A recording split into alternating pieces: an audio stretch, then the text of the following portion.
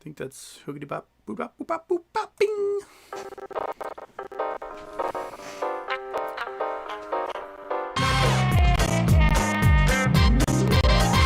What the fruit? Oh, that's still on. Okay.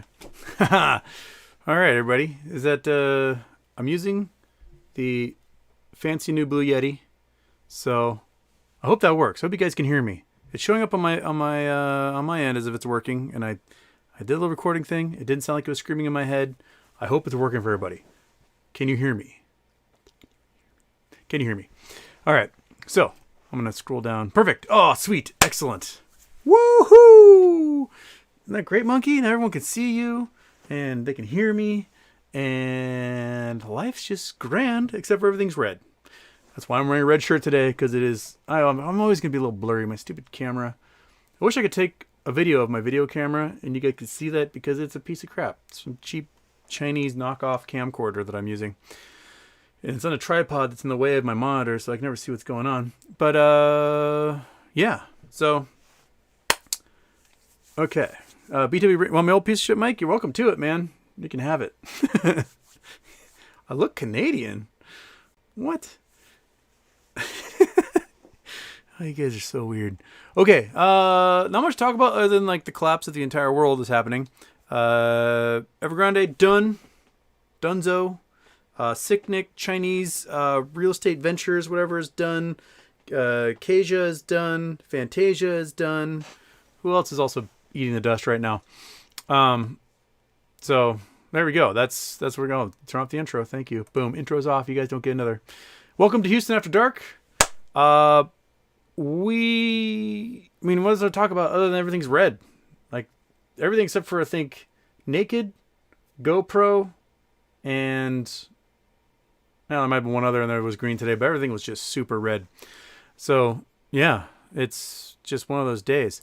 I am expecting to see... with the monthlies are coming up on Friday, so we might see some greens come as those things push north. That's what I'm hoping for. And I'm kind of bought some options for this Friday, so let's see if it happens. They were super cheap today, so why not? And push for some this Friday on GME. But everything else is, well, red. Red. Being shorted like crazy. The SEC put out a document the other day that basically said that everyone is so over-margined right now that expect liquidity issues. We're expecting tapering, so expect liquidity issues. China's bankrupting everybody, so expect liquidity issues. And we are just in liquidity issue land. That's what we're going to be dealing with. And I'm not sure exactly how this goes, but my gut is like all dip before rip. That's what I'm feeling right now. And I'm going to go with that. But let's see what you guys are thinking about, because that's why we do this. That's why we're here. I want to hear your thoughts, or at least read them, and then spit them out again. Okay. Oop. I already got a super chat coming in right now from Justin, my head. Shouldn't it alarm all stockholders that there isn't a single short interested in covering any shares at these prices? Yep. Right? They get $100 discount, and they're like, deeper. That's what they're shooting for. So dip and rip. I think that we're probably seeing a whole bunch of those borrowed shares now getting sold and dumped on the market. But the volume wasn't even that high. The volume was like 4 million today. So how is there such a huge drop with only 4 million shares being sold?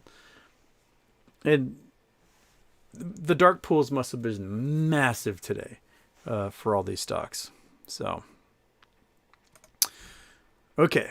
William Morgan says, worldwide release of Nirvana Meta is midnight Eastern Standard Time. Thoughts on YouTube? And you schedule yours 11:45. A pox on you. A pox on your dog. A pox on your stalker. All meta stuff doesn't mean anything to me, so there you go. Okay. 750net says, Houston, Confessions of an Economic Hitman is a sobering tale. There's an obscure cult legend about this man. John Perkins is quite the figure. He does what's the name of his charity now? Oh crap! His is charity that mostly operates in Southeast Asia now, and my brain is not thinking of. I'll figure out. It's probably Google search and find out. But he's a pretty interesting dude. He is very knowledgeable about this stuff. I mean, he was part of it for a long time. It's a fascinating book to read, and you can read his accounts and then go and search the histories of things. Like, oh yeah, that's exactly what happened there. It's a good book. It's a good book. Do it. Read it. Fill your brain with some information. It's pretty fascinating.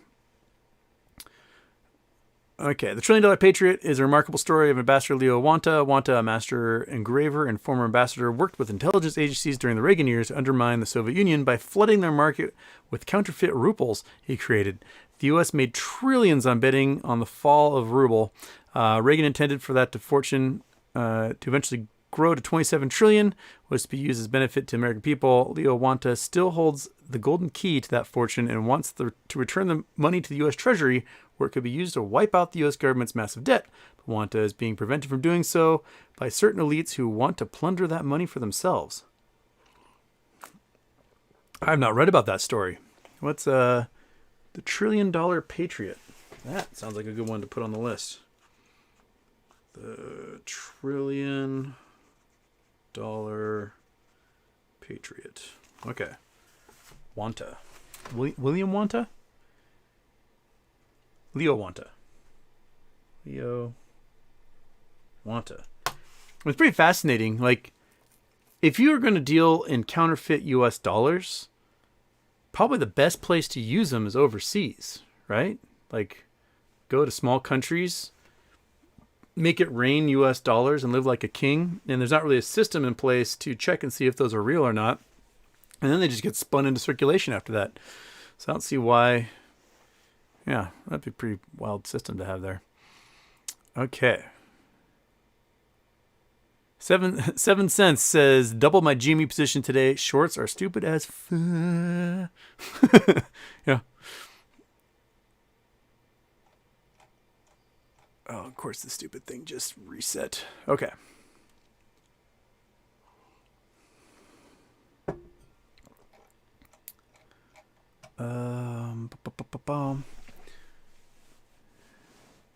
Daphne Berry says, what I'm wondering lately is that if this is a managed event, I think is what I'm trying to say, how they plan on managing this. I don't know if it's so much being managed right now as it is being sort of every day the world is on fire and they're just trying to keep from being burned. I don't know how much managing they can do because they try as they might, they've not been able to account for us. They really can't. Maybe if they're popping options and puts, they might be generating cash that way. But if they exercise that stuff, they screw themselves by forcing gamma squeezes, which then pumps the price higher. So they got to just short sell, drive the price down, get some money off some puts. The price goes back up again, get some money off some options, drive the price down. I mean, we're seeing $100 fluctuations. And so that can make a $600 bet worth $10,000 if you do it right. And that's kind of, if I were those guys, it's kind of what I'd be doing. Purportedly stupid. What a silly name. Houston, the only tapering I really understand is in my pants. I keep hearing about it, but can you give me a simplified explanation of tapering? Tapering comes in a couple of fronts. The main front is being essentially the U.S. government stops buying bonds from banks, or the Fed stops buying bonds from banks to give them cash. And the other tapering, what that gets tied to is they have to raise interest rates. And by raising interest rates, they can take some investment from the market, from the stock market. People go, oh, if I can get a higher interest rate by buying bonds and bonds are stable, I'm going to move into that. So it's kind of a two-part way. And the one issue with taking money from the stock market and having people invest into bonds is that it means the stock market's going to get depressed because the buy pressure is going to go away. It also lowers inflation because inflation is just ridiculous right now. Or, what we are seeing as inflation due to scarcity and supply shortages in the supply chain issues. Inflation's higher than it's in the U.S. It's higher than it's been in 40 or 50 years since the 1970s anyway, and 6.8% is a pretty big deal. Germany, someone sent me a thing that Germany had inflation of like 16% December over December, which is really high for a first world country. That's whip inflation now, 1970s OPEC crisis type inflation prices there. Chakuseki, ape no fi ape, the common mantra being recited now, but would it not be best for folks to come around a common stock with the highest squeeze potential? Yeah. I mean, if we all ignored everything and probably just dumped everything into one stock, it would probably make a big difference. Right? It's just how things work.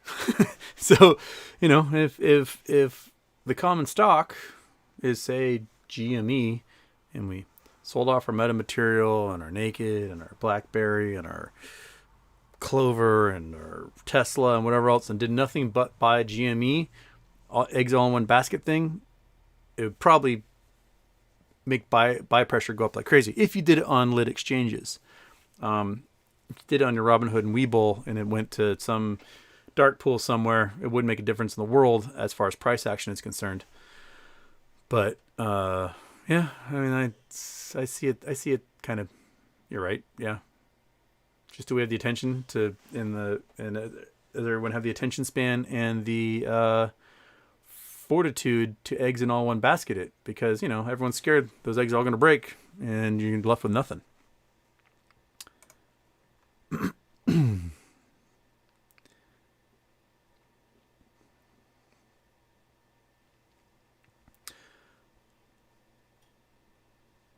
Billy Illy.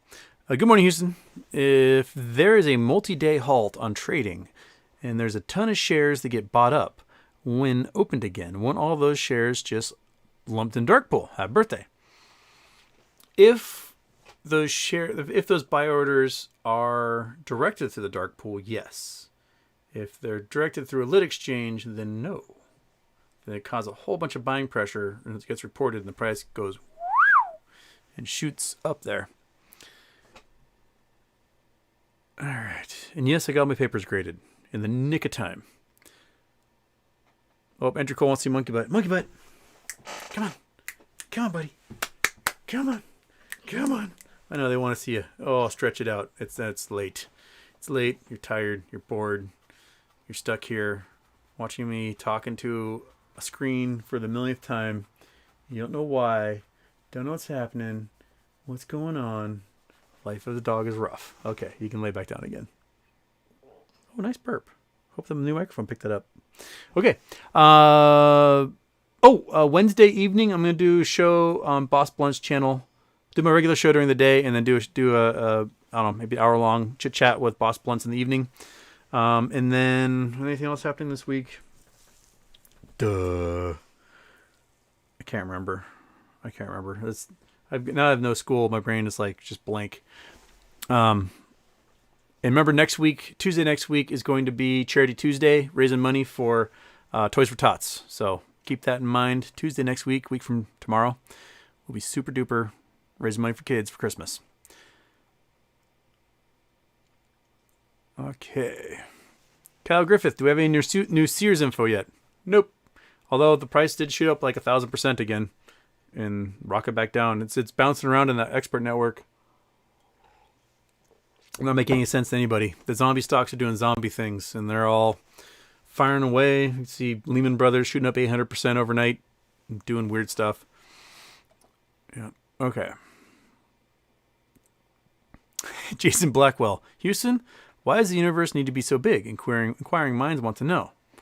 Is it that the universe is so big, or is it that we are so tiny? Think about that one.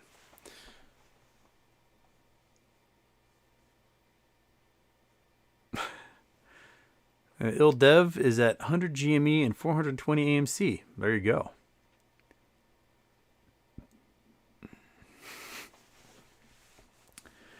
Legacy 10 Productions, Houston. We'll be expecting a larger run-up for Gherkin's exposure date run-up thesis because of this bigger dip. Could we get back past 200 next week? Go Mariners.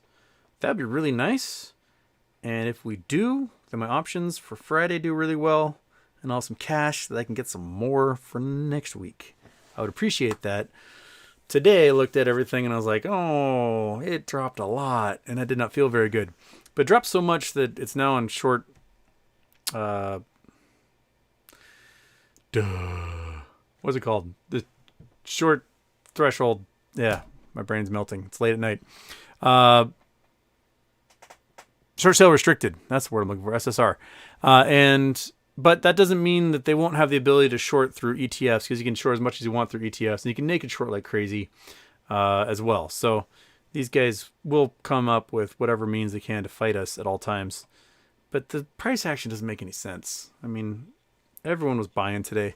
Why would Evergrande, a company that is going to cease to exist and is bankrupt and can't pay any of their bills, why did their stock drop less of a percent than GameStop did today? Right? Like, GameStop has more cash on hand than Evergrande does. GameStop paid off their debts. All their bonds are covered. Why did their stock drop 13%? While Evergrande dropped 2%. Doesn't make any sense. Doesn't make any sense.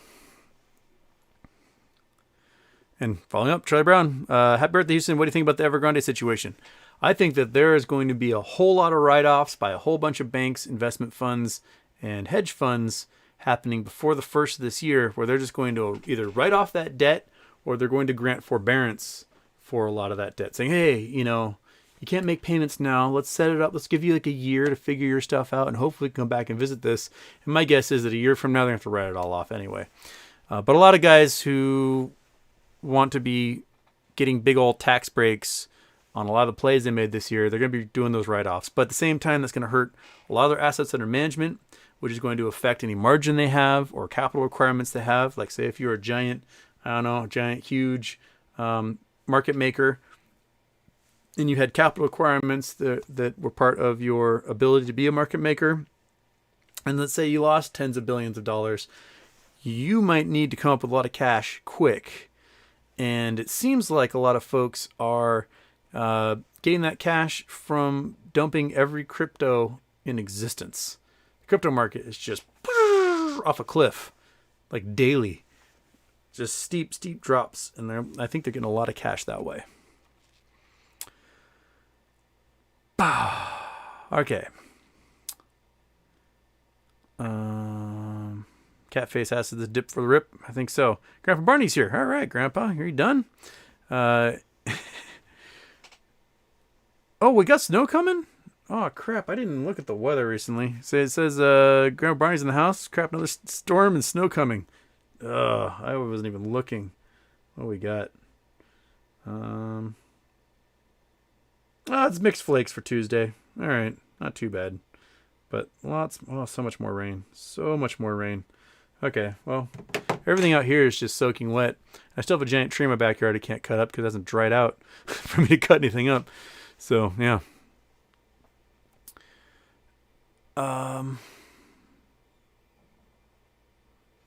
BTW brand, don't know about the dip. I'm seeing it as an attempt to kill the impending gamma that could happen if prices remain high.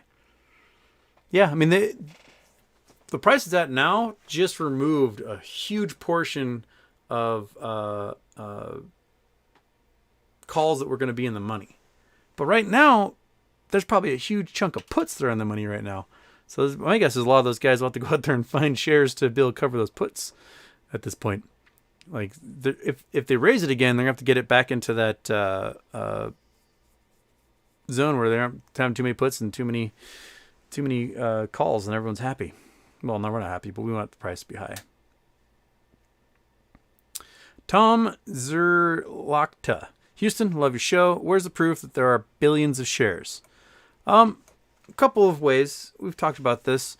The first sign that there was at least hundreds and hundreds of millions of shares was because there was hundreds and hundreds of millions of shares being reported as short interest prior to the January baby squeeze.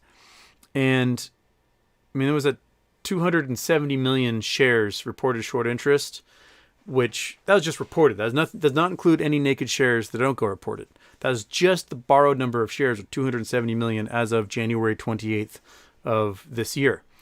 Now, they did not close those positions. They hid them and masked them and did all sorts of foolery with mirrors and smoke and whatnot. And they made it look like they covered a lot of those positions, but they just moved stuff around and hid it. And then came data from Sweden. And the brokerages in Sweden will take into account of all shares owned by Swedish people compared to the number of shares out there at other brokerages around the world. And the Swedes own something like, I don't know, let's say 500,000 shares of GameStop. And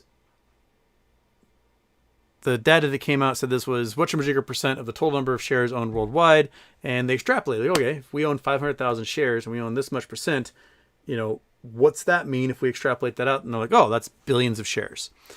And then the Germans and the Canadians did the same thing, and they found that in Germany and Canada, they basically owned the entire float of GameStop in just those two countries, which means billions of shares are owned worldwide of GameStop.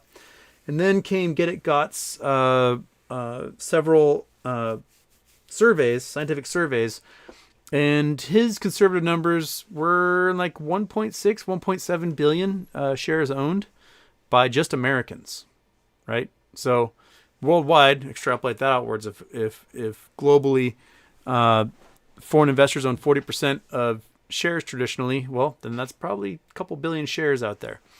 We don't have definitive proof, but recently someone was able to use API data on Webull to discover that there was like 40% of the float of just AMC was owned by members of Webull. And Webull is not the largest trading platform. Interactive Brokers is the world's largest trading platform. Apes have moved to things like Fidelity and TD Ameritrade in large numbers since the problems with the trading apps. And so, all signs point to a ridiculous number of shares out there. And then last month, we saw the reported short interest of GameStop jump from 15% to over 100% in like a week. So a lot of these guys were all of a sudden, they'd played hot potato, moving these counterfeit shares around, and some T35 whatever must have come due, and there was no one left to take this stuff, so they had to go out and borrow 70 million shares. Now the float's only 50 million shares, so how can they borrow 70 million shares unless they're borrowing synthetics on top of synthetics? So it's just fake everything going on, and that's kind of our proof that there's billions of shares out there. All right. I can't believe I'm doing a show at 9 o'clock night Pacific, and there's still 400 of you in here checking me out. It's wild. Okay.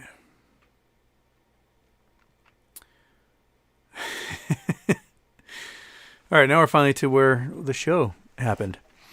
All right. Why do I look Canadian? That's so weird.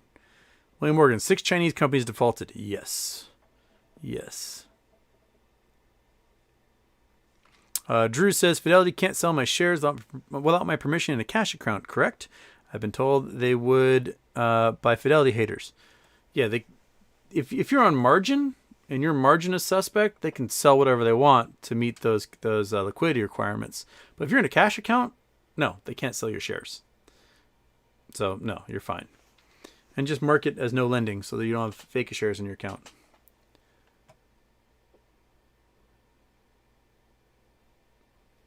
Greg L., have faith.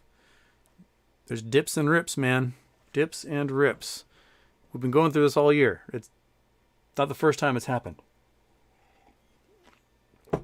350, 140, 350, 160, 270, 180, 250, 140. It just, it's what it does. And we are still at the point where if they were shorting at $4, they're in the hole tens or hundreds of billions of dollars on just those shares alone. So we're good, man. We're good. Just chill out, put on a Hawaiian shirt, listen to some smooth jazz, and enjoy a Barca lounger. So just sit and wait. That's all we gotta do. Fill up on the dip.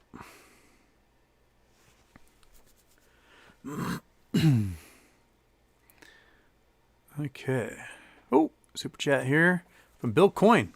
After Moas, keep a low profile. I expect there will be a huge spike in home break-ins, carjackings, shootings, all directed at apes advertising their wealth. Yeah, probably a good idea. Probably a good idea to just fuck off. Disappear. Take that long trip. Buy a house in a rich person community where these things don't happen and they don't know who you are and they don't care because everyone else is that way. Yeah. Definitely good advice. If you've ever seen those documentaries, or there was a show probably 20 years ago that was about like lottery winners and it was always bad choices the lottery winners made. And they would blow through their cash in no time or get stolen or have all these weird cousins come out of the woodwork begging for cash or investments. And the best thing you could probably do, and the people that are most successful, the ones that just disappeared. There's like, I'm out. I'll talk to you guys when I talk to you guys again, but it's not going to be for a while. And they just vanished. The ones that hung around with their little podunk town in West Virginia, and they were the richest person in town, were getting robbed constantly, getting their money fleeced from them from like long lost relatives, just making horrible business decisions. And in 6 months, they're either dead or broke. And that's the way it works. I think most people now, because of this year, have a good handle on investment platforms, investment strategies. And I'm not too worried about you guys. Some of you will go out and buy your Lamborghinis and whatnot and have nothing to show for it in the end. But a lot of you are probably going to take that cash and just dump it into tech stocks or blue chips or index funds and just take a chill for a while and just let that stuff work and then figure out what you're going to do with everything the rest of your life. Not so bad to do that. Like, just relax, take some time, figure out what you're going to do, and then go from there. Regroup. Okay.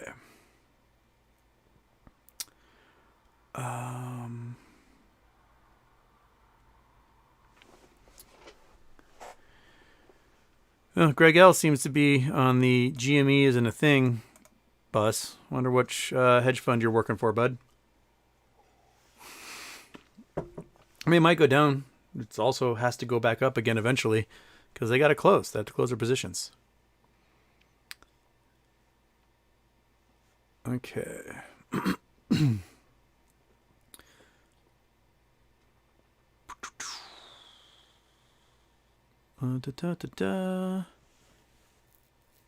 BTW brand fidelity numbers showed buys outweighed sales by a huge factor as usual. Yep. Their daily top 30 stocks show like buys are this big, sells are that big. People weren't selling their GME, they're just buying more. And there's a couple of day traders probably panicking, going, yeah, sell. And then, moved on from there. That's about it.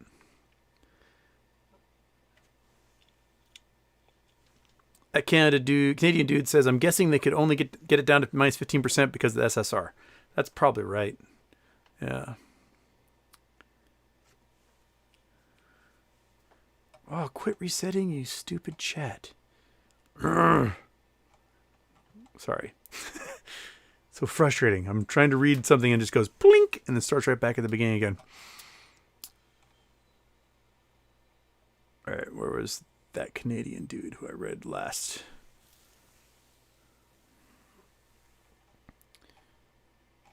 Oh, way up here. Okay. All right. There we go. All right. So, hedges dumping their synthetics? Probably. I mean, that's the only thing they have left, really, is they just print more and sell those. That's the only way they can crash the price of these things, because the people that own them aren't selling. They're just buying more. The buy pressure is always there. But the only reason you can overcome a buy pressure is by generating a bunch more shares out of thin air and drive the price down further. And that's where we are. Yeah.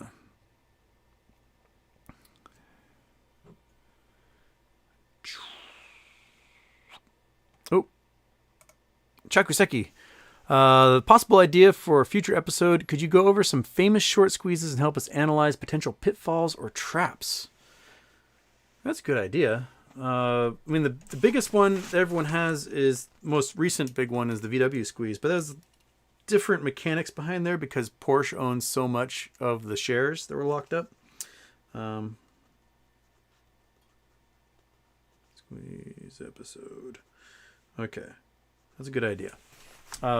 This is a very unique situation in that it's so heavily retail driven, and we're not a big corporation. We're not doing a hostile takeover. We're not doing anything other than just buying and holding. And if the system wasn't so corrupt and naked short selling wasn't allowed to do whatever they want whenever they want with those, the hedge funds were allowed to do that whenever they wanted, this would have squeezed already. But because the system is broken, and because the hedge funds are allowed to essentially violate ethics in what I think is the law through these loopholes that they found, that's the only thing that's prolonging this. This should have squeezed a long time ago, simply because they don't have the cash. They can't do it. They can't do anything, and it's only because they can continue to mint counterfeit currency can they dilute everything and keep the price where it is and keep it from skyrocketing further. Even then, they have a hard time doing that.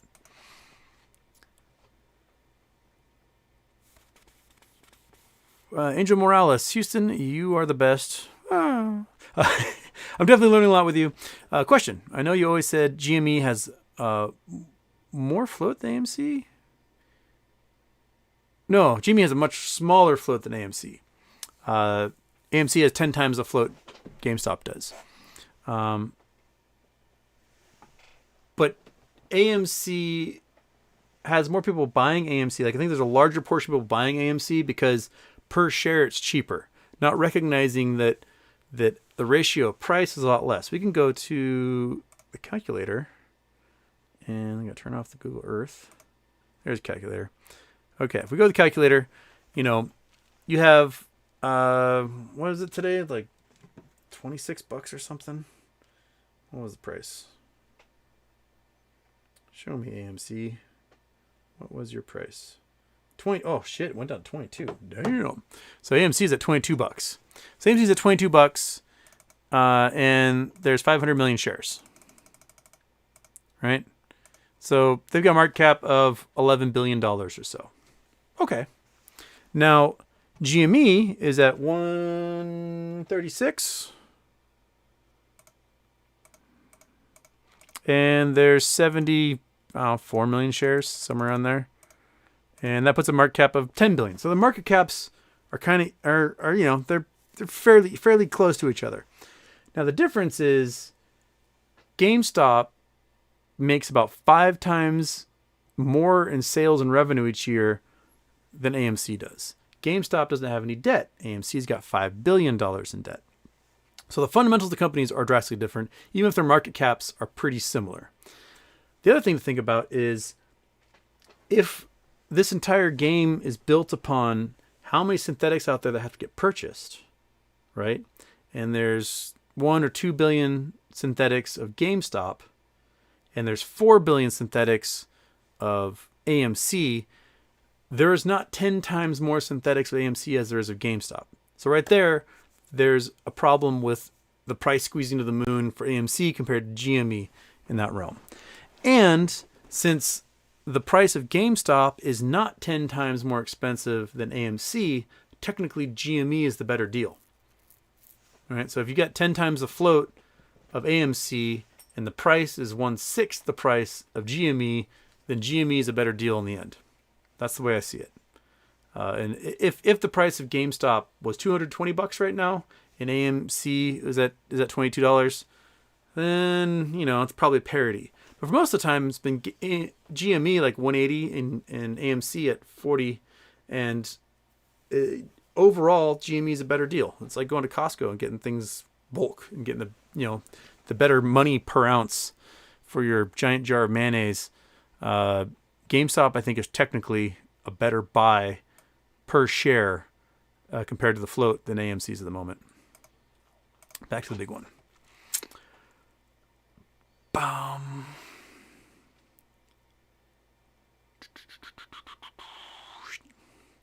Ethan Bench. Sounds like bench. Oh, Ethan Bench. Ha, there we go. There, solved that problem for me right there. Thoughts on the Great Reset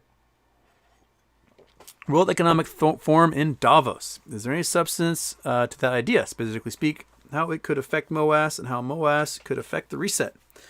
Well, I'll be in Davos during the World Economic Forum this year. We'll see if we can get any cool people to come hang out in our cabin and be on the show. That'd be kind of nifty.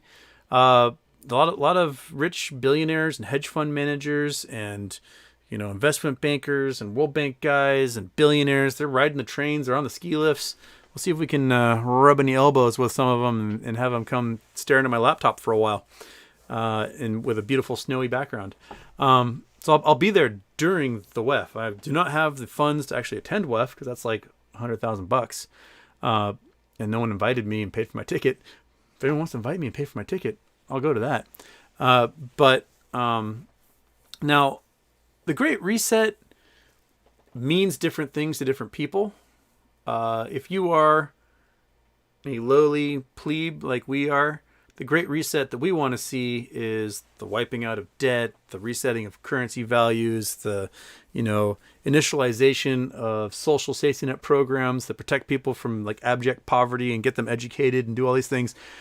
To some of the sociopathic billionaires out there, the Great Reset means we wipe a bunch of people off the face of the earth, we take everything they own, and then we have Mad Max of the future for the lower folk, and we live in our fancy compounds and drink champagne and get massages, like they're doing already. So, you'll have different factions pushing for a Great Reset that are in opposite directions. I personally think that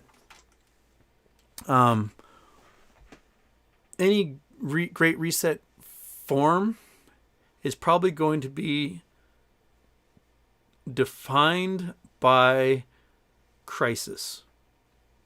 Now, we are seeing what a pandemic can do to push all of our economies to the limit during a pandemic, which is consolidated a lot of wealth at the very tippy top and destroyed a lot of competition in the process,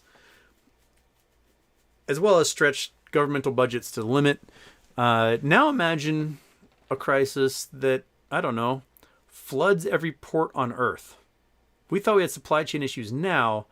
Imagine what it's like if you can't even get a ship to the Port of Long Beach because the Port of Long Beach is just a beach, right? It's gone.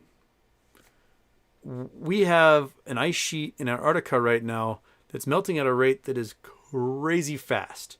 And the ocean ice that's blocking a chunk of ice about the size of Florida from falling into the ocean is disappearing at a very quick rate. And we could see, 12 to 20 foot sea level rise overnight if that thing slips into the ocean. Now, what would that do to global economy? How would people and governments and corporations react to the fact that now, I don't know, a third of the human population is homeless, no ports work, half the airports don't work, we've got power failures everywhere, supply chain has gone to zero, nuclear power plants are flooded, solid waste treatment plants are flooded, chemical treatment plants and refineries are flooded, and it's not like the water's going to recede. It would only get worse from there. So, all along the coast is toxic and polluted. We might not be able to eat ocean fish, which may benefit them in the long run because of how much toxic waste is dumped into the waters. We die of the weird cancers, die because we overharvest. I don't know. But if there's a Great Reset, we have to really, really, really, really think about how we respond to the cataclysmic change that's coming. Like we can do whatever reset we want, but if it doesn't address the fact that our ocean levels are going to rise like 20 feet, probably in a small child's lifetime, then what's the point of it? And I hope at WEF they're talking about that. I know it was a big part of the 2020 WEF when I was in Switzerland last time, And I went out to go like see Greta Thunberg march because she was leading people on a big march, but then she got the flu herself or something and couldn't do it. And then by the time I left there, everyone was all scared that COVID was a thing, and within 6 weeks, COVID was a thing.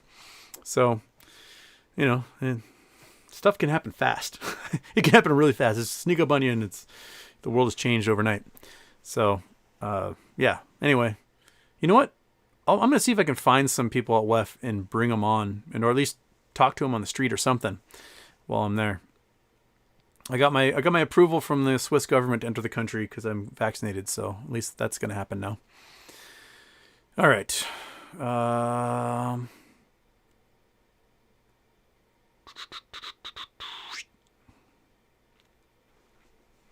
Beats by the wood. If Super Stonk DRS the whole float, what does that achieve? Not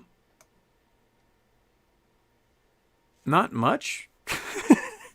I mean, you can see that the shorts already have the ability to borrow synthetics from brokerages and big mutual funds and stuff. They don't care if those shares are counterfeit or not. They can still borrow them and sell them, leaving another counterfeit in the place of the previous counterfeit.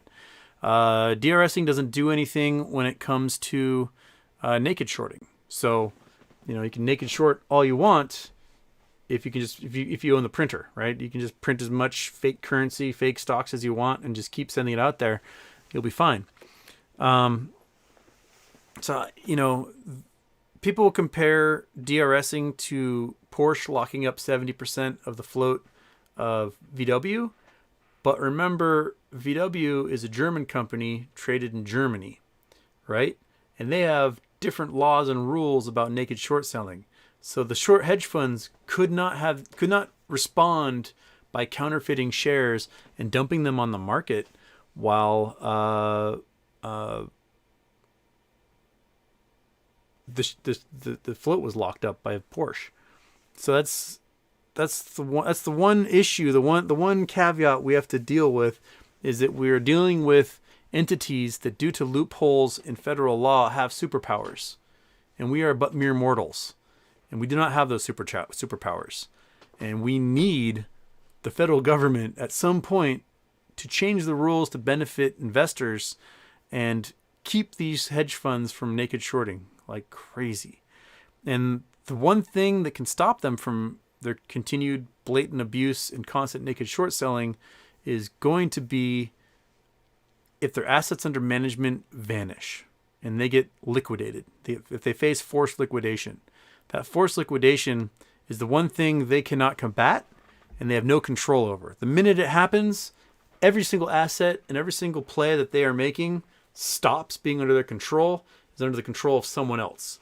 And that someone else's job is to get as much cash out of everything they have while they can until it's over, until they're done. So that's where we are. We're hoping somebody bigger and scarier pushes a button somewhere and makes things happen. Peter Donnelly, is there a particular short reading or video that you would recommend to a noob investor about the incoming GME MOAS? I struggle to cover everything. There's lots of them out there. I did like a 28-minute video kind of explaining the mechanics behind it as episode 1 of Houston No Problem, recorded episode. Probably go to the gist and watch my interview with Josh Hamilton. That one, a lot of people cut little pieces out of that. You can find pieces of it all over the place. Look for kind of a black cowboy shirt with roses on the shoulders, pearl snaps. That was the one I was doing with Josh. And what was the quote I gave? Art of War by a bunch of idiots. I think that was the one that people latched onto the most. Those are the ones I did. I'm not sure which ones other people. A lot of the people that talk about this stuff do technical analysis, and that's not my game. So I don't point at graphs all day long for you and show trend lines and pennants and cup and handles and Wyckoffs and all those things. That stuff means almost nothing to me. it's just, pattern recognition. People that want to do the pattern recognition stuff, have at it. I like thinking about big plays and inevitabilities due to socioeconomic current events and debt and interest rates and just kind of the big picture of what can force this stuff to happen.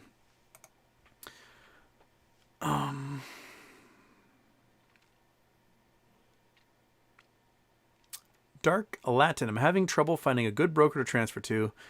Feel like no matter where you go, they're all corrupt in some way. It's true. Yeah, I mean they're all going to be corrupt in some way. They're all going to be in it for themselves in some way. They all have, people with personality disorders at the top and throughout the organizations, because that's where people want money go to. They go work for these things. I chose Fidelity to transfer most of my stuff out of Robinhood. Went to Fidelity because Fidelity is not a member of the DTCC. They have their own clearinghouse. They didn't turn off the buy button. They've got trillions of dollars in assets under management. They're long on AMC and GME, and that's where I parked my investments. There's a lot of anger right now, people claiming that Fidelity is going to screw us over, but again, they didn't turn off their buy button. They're not members of the DTCC. They have boatloads of assets under management. They are long on AMC and GME and a lot of the meme stocks. They aren't going to go bankrupt. They're not going to go bankrupt in the situation. You're not going to lose everything. They're going to be fine. Now, they will, if they have permission, loan whatever shares are out there, because that's their fiduciary duty as an organization, because they have investors that invest in them. And they need to make profit somehow. And they're brokers. They lend out shares. That's what they do. But you do have the ability to turn off lending. You also have the ability to purchase shares through lit markets and select lit markets to be used in your account. So, you can do that. Why not? The TD Ameritrade can do the same thing. They aren't doing payment for order flow like Schwab or Webull or SoFi or Robinhood and those guys. Brawl. Houston, what do you think? Do you think DRS is necessary? I want to sell on Fidelity, but everyone is against it. No, I do not think DRS is necessary. I'm not even sure how much a difference it's going to make. I mean, look at it. We're at 10 or 11% of all the shares of GameStop are now DRS'd, along with another 15% owned by insiders, another 30% owned by big funds that can't sell their shares. So we have a huge portion of the number of outstanding shares locked up, and the price has dropped over $100 in the last 2 weeks.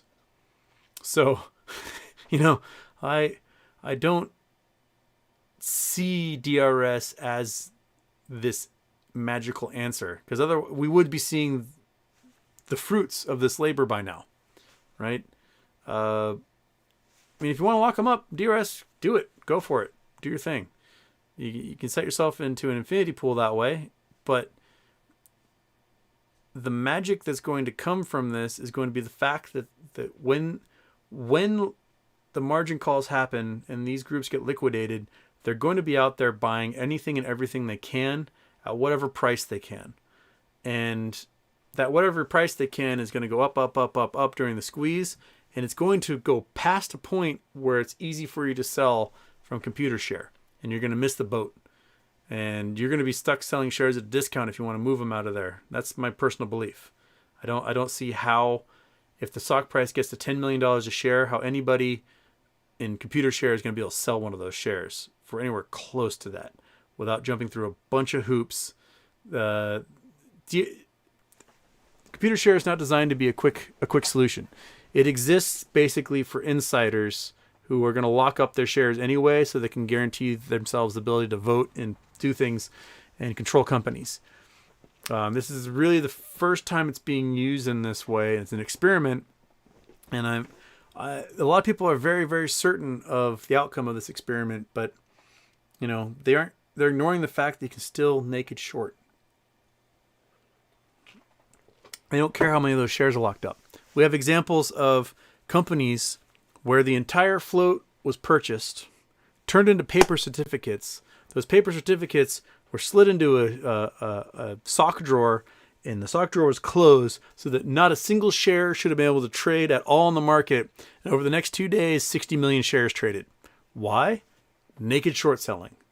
People who naked short sell don't give a shit about any factual real shares existing. They don't care about that stuff because that's not their business. They're not going to go out and borrow. They're just going to create their own and just keep selling their own naked shares and drive the price down. And they won't care about failure to delivers. As long as they keep that price driving down, they're cool. So I don't see locking up the float as the silver bullet. You can try it. You can experiment with it. But just know that you are now in a system that's a pain in the ass. And so every little pain in the ass bit along the way, that you can only sell $25 commission, stuff like that. It's not an easy system. It's not. So, there.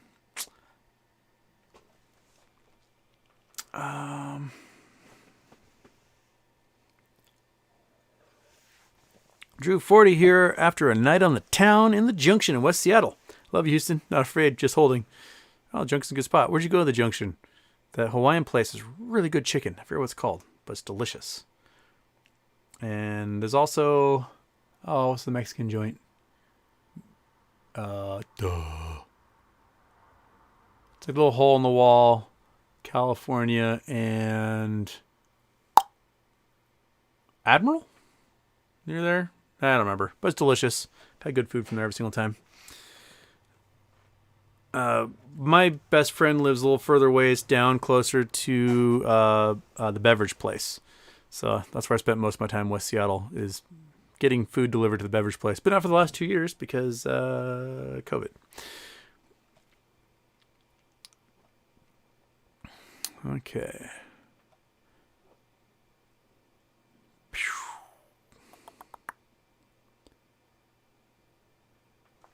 Oh my fucking God. Houston, why is S&P not breaking all-time highs anymore? Peak market behind us?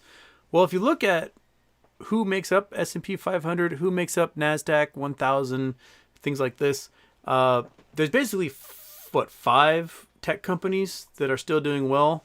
NVIDIA, Microsoft, Amazon, Apple, Tesla. Those 5 make up a huge portion of these index funds. They're at the top of the market strata. And all the other large caps and mid caps below them are not doing very well at the moment.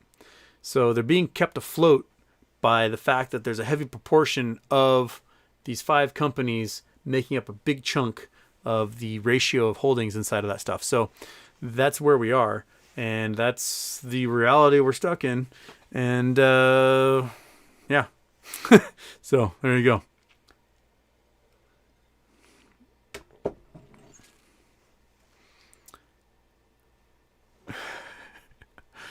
All right. Boring. Hey, could you tell my daughter Anne it is too late at night to be watching you? By the way, she says monkey is cute. Anne, you can stay up as late as you want. Why? Because Christmas vacation. That's why.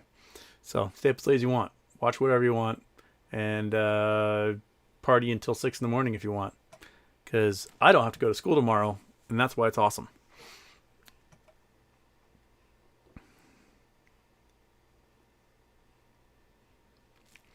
Floki the boat builder. Houston, I understand the math that makes $1 million a share possible, but do you really see the government letting that happen? Happy birthday, lol. Why not? Why wouldn't they let it happen? If they don't let it happen, then they are seen as putting their thumb on the market, and they're hurting future investments in the U.S. economy. Like right now, think about right now. Like China is going belly up. Their real estate is like 30% of their entire economy, and the real estate market just went tits up, and it's floating, bobbing around, and everybody who invested money in the Chinese market is not going to get a penny back. It is done. That money just went into the atmosphere and is gone, never to be seen again. Now, if you are a firm who has billions of dollars to invest at the moment, are you going to invest in Chinese real estate? No, that'd be a really dumb idea. It'd be a really stupid idea to give a company a whole bunch of money to play the Chinese real estate market at the moment. Now, buying stuff in foreclosure, I'm not sure exactly how that will work because the Chinese government kind of owns everything. But you might be able to go in and pick over the corpses of stuff at a later date. But being like, hey, I'm going to invest in a Chinese company and we're going to build shopping malls and apartments all over China. That's a dumb idea. You're going to get hosed. Now, if you make a play in the U.S. government, U.S. economy, and you are going to buy a stock that should traditionally short squeeze because you've taken Finance 101, you learned about the basic rules of a short squeeze. You've learned that when people short, they take on an infinite risk potential. And then all of a sudden, the infinite risk isn't something that happens. You can go, maybe these aren't the guys to trust. Maybe I should invest in a market that doesn't allow naked short selling and doesn't put their thumb on the scale. Maybe I'm going to take my money and put it into Frankfurt or Tokyo or Seoul or Hong Kong or, London, somewhere else around the world. I think it would be a horrible, horrible advertisement for the U.S. markets if the government were to step in and do something shady that didn't allow this thing to squeeze the way it should squeeze. It's not just this stock. It's thousands of other stocks that have been completely manipulated and shorted. Just looking at the zombie stocks, companies that shouldn't exist anymore, and their stock prices are rocketing 8,000% sometimes. Right? Lehman Brothers has not existed for 13 years, almost 14 years, and the stock is still trading and still doing incredible spikes because of the fuckery that's happened, and because we allowed it to happen, have never corrected the system. That the system's broken and we need to correct it. And the way you correct it is not by screwing everyone over who is recognizing the system's broken. The way you correct it is by not letting people break the system anymore. So no, I don't think it's in the government's best interest to step in. But if they do step in and they do some sort of negotiated settlement where, people get $80,000 for their shares, whatever, we still just got a buttload of money, right? The negotiation's not going to be like, well, we're going to give you $50 for your GameStop shares. That wouldn't be acceptable at all. There are some really big whales invested in this. There's some really big funds invested in this. And there's even like national governments and a lot of people all over the world that are in here. And I don't think the U.S. government would benefit if they screwed us over in that way. Beats by the wood. How do we sell Sears even? All you can do is sell. You can put a sell order in there and then an expert can purchase from you. You just can't buy unless you are one of those experts, which means you are a financial institution. Yeah. Steve Gaghagen. Better Christmas movie, Die Hard or Gremlins? I'll go with Die Hard over Gremlins anyway. Gremlins is a funny movie, but Die Hard is just such a quality movie. It really holds up. It's 30-something years old and does not feel really that dated. Even when they're popping a cassette in the limo, it doesn't feel that dated. It feels still hip and with it, and it's just filmed so well.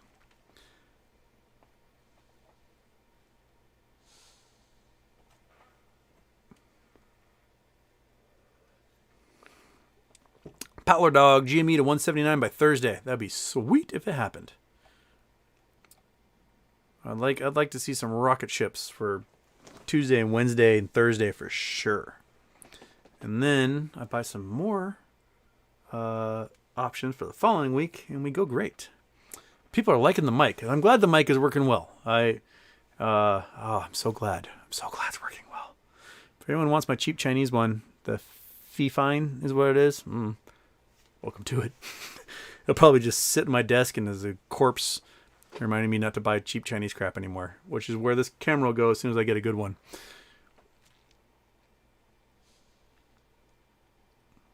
All right. Hey, I'm only 40 minutes behind in the chat, so that's not so bad.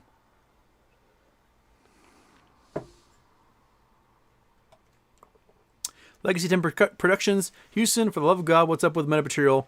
Once they announce the dividend, how long would it take until we see a price increase? Happy birthday. Well, the dividend's been announced. What we're waiting for is for those MMTLP shares to turn into Oilco shares. And I think soon after those turn to Oil Co. shares is from the implications in the news release is that they've got a buyer lined up for all of this stuff come sometime in January. So whether that Oil Co. itself gets bought or the assets that Oil Co. owns, namely the oil fields, so that means we could see our shares turn to the shares of another company. After that, it gets bought up by Exxon or whatever, because those shares could become Exxon shares. I don't know. Or those shares once again become a cash dividend that just turn into cash in your account once the oil fields get purchased. And the implication I was reading in that news release that Metamaterials did was that they've got a buyer lined up for the first quarter, which is, it's coming the 1st of January. It begins the first quarter. So shortly after, I think it turns over to Oil Co., someone's going to buy it. So I'm sitting and waiting and sitting on that. OTC, when Morgan says OTC market is dying, everything's dying, man. Everything's as red as my shirt. This was not quite the Thomas Magnum PI shirt, but it's pretty close. Should have a good old mustache with this one. Project Sun, Houston, what do you think is way out beyond what we can see in the universe? Are we just a bubble in an ocean? You don't believe in three Taurus? What's your thoughts on The Expanse? Well, the TV show The Expanse or The Expanse of the universe in general? What is beyond? Well, think about there's what is beyond in present day that we have no idea and we can't see because of, time constraints and the way it takes light to travel across the universe. And there's what would be there if we could look at it. Now, two things happen when you get to about 13.8 billion light years away. One is we get to the fuzz of the Big Bang. And the fuzz of the Big Bang is so hot and such high pressure that light literally can't exist. It's a really weird thing to think about. But imagine, you're bouncing a basketball, bonk, bonk, bonk, bonk, bonk. And as you bring your hand down, the ball goes, and it starts to get higher and higher and higher vibration frequency as you get closer to the ground. When you put matter under pressure, and matter's normally bouncing around, yeehaw, woohoo, and you get a whole bunch of pressure underneath it, it starts bouncing around faster with more violence. And there can come a point where they can vibrate so fast, like inside a star, where when they hit each other, they stick and fuse, and you get fusion, which is a whole bunch of energy expenditure and lots of light and radiation. But there can also come a point where things bounce around so much, and they're under so much heat and pressure that the strong nuclear force and weak nuclear force break apart, and the constituency of those atoms fall apart themselves. And so protons and neutrons can no longer bond because it's so hot. Electrons can't be bound to their nucleus because it's so hot. You put under more pressure and more heat, the quarks that make up those protons, neutrons, electrons can no longer exist, and they break apart. So light comes from a photon that gets released when electrons change energy levels, right? And if electrons no longer exist, there is no light. All there is just intense, searing, multi-billion degree heat. And that is what is beyond the fuzz at the end of the universe. Now, when you're looking at that fuzz, there is a Doppler effect that happens. And just like if an ambulance drives by,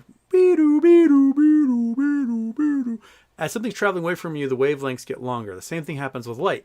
So if I'm wearing this shirt and I speed away from you at 50% the speed of light, this shirt the wavelengths will become so long, you'll no longer be able to see it. You'll probably be able to see it in infrared, and that'll be it. But as a color, it would fade away into nothing. You would no longer see me.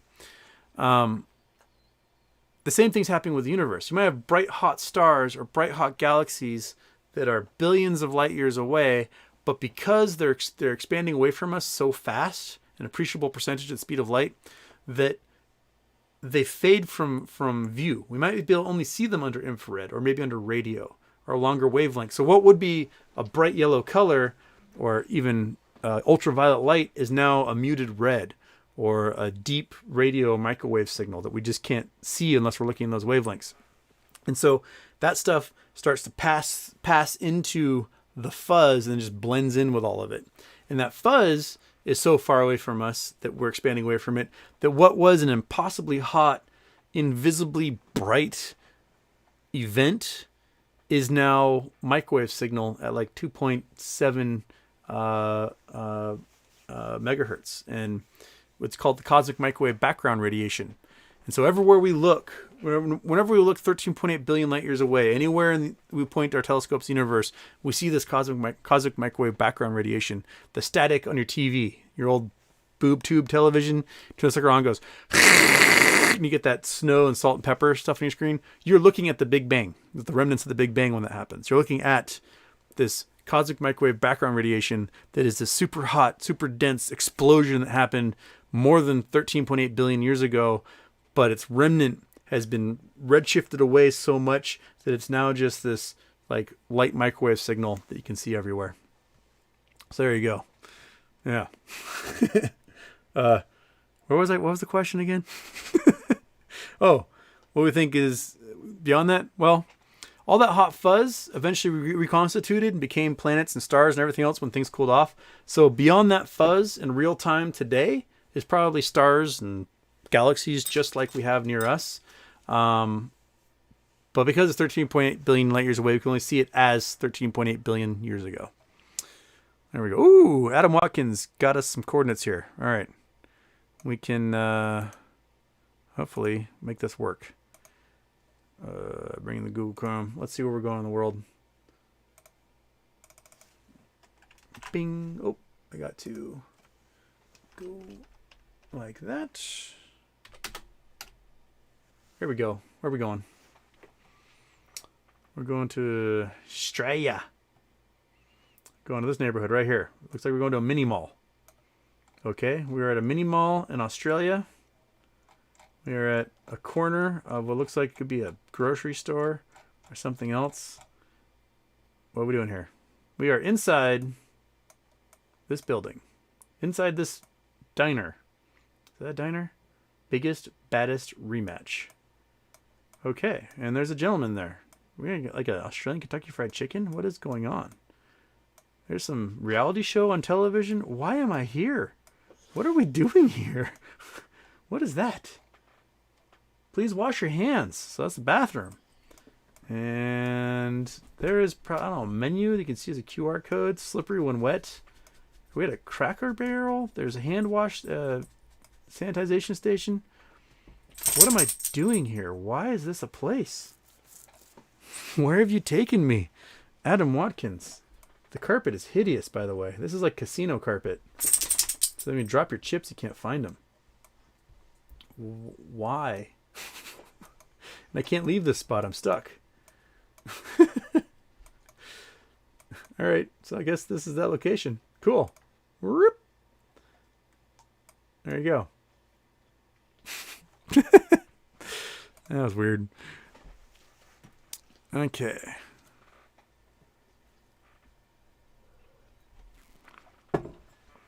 Brendan Ella's Fun Adventures got February 18th calls for AMC and Jimmy. There you go. Boom. Charlie Brown, happy birthday. Thoughts on earthquake in Indonesia? 7.4. What? Earthquake in Indonesia. 7.4 usually doesn't generate tsunamis. Let's see here. Indonesia. Earthquake. Come on. Floor C. Oops, I forgot to put that sucker on. Like that. Go to Google Earth off. Put Google Chrome on. And forgot to select my Chrome. There we go. Okay. Earthquake has occurred. Magnitude 7.4. 113 kilometers northwest of Florist Mirror. Tsunami threat. This event is reviewed by seismologists. So this was 2 hours ago. All right. 54 minutes ago, 50 minutes ago, New York Post. I'm not going to go to New York Post. Let's see what the news has. All right. Downgraded 7.3. Not hearing anything. It's been 2 hours and no news about tsunami. My guess is 113 kilometers. Waves traveling 60 miles an hour, we would have tsunami by now. So, my guess is probably not a tsunami happening. Where's the map? This will show us where. Yeah, these folks would have had a tsunami already by now, if that was the case. They're pretty close to shore. So my guess is tsunami originally at 7.6. And 7.5, 7.7. All right. So if there's no news of tsunami yet happening, I think they're probably okay. If you're in Indonesia right now watching me, and you do have a tsunami, correct me. I don't want to give them false hope on that.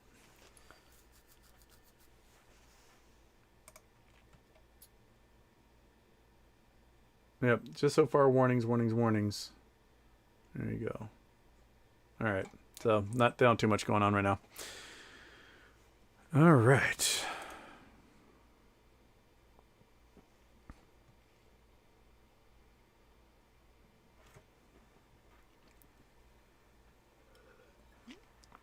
Dark Latin says, man, I was so mad Friday watching the morons on Bloomberg make fun of us. They call us pajama traders. We know nothing, smirking at how bad GME AMC we're doing. Yeah, the hoity-toity guys, the fifth generation stockbrokers, those dudes can't understand losing. They can't. It just never occurred to them because they were born on third base, and they usually walk in and think they hit a home run. They don't understand what it's like to be on the wrong side of one of these trades. They just don't. So here we are, wiggling and loving it and learning so much. I mean, the financial literacy of the average American has grown so much in the last 11 months that people who never thought about markets, never thought about investing, have made piles of money in the last year. More so than probably any large swath of the population outside of the original dot-com bubble. Absolute just piles of money in retrospect. There are folks that have taken $2,000 investments and turned them into $50,000 investments last year. Hedge funds are not coming out on top. Hedge funds, a large chunk of them are posting negative for the year. We're out trading the hedge funds. We are better traders than a bunch of professional traders at these hedge funds right now. And that is pissing them off. They're sour grapesing it like crazy. Oh, Adam Watkins, those coordinates were for Hooters in Australia. Well, why didn't they have any hot Hooters girls in there? That's all I can see with the customers. Google Earth did not do its job on that one. They waited for like a moment where there was no servers walking around. But good coordinates nonetheless.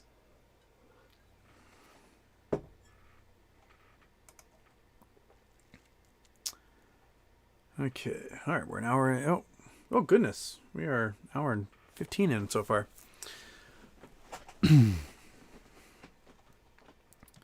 I am 53 minutes behind in the chat. So here we go. I'm going to scoot ahead here and see what stands out at me so I don't end up not being able to get to the modern questions there. Oh, okay. CJ Johnson got super chat in there. He used to look at Hang Seng and Shimao. Those companies? Hang Seng and Shimao. Control C. Come on.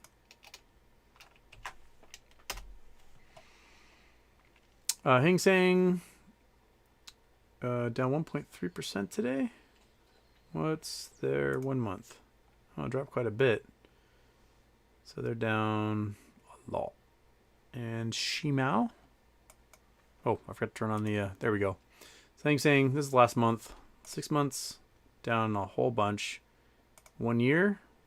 So their peak was February 2021. Been dropping ever since. 5 year. So they've had some big peaks and valleys. They're not at an all-time low yet, although they were pretty low down there. What's their max? Oh, their max is... Oh, there we go. Okay. Humble beginnings. Big wins, big losses along the way. What about Shimao? Shimao.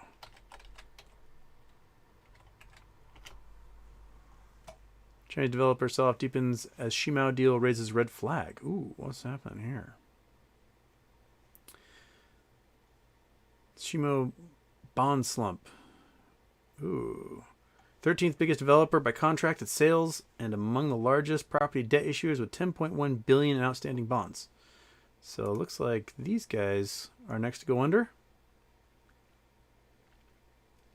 Ugh, oh yeah, I've done my Bloomberg. Dang it, Bloomberg. Just, you're a billionaire, make it free. It's all Bloomberg there. More news. Bloomberg, Yahoo Finance. Shimao tumbles home pre-sales under threat. All right, so.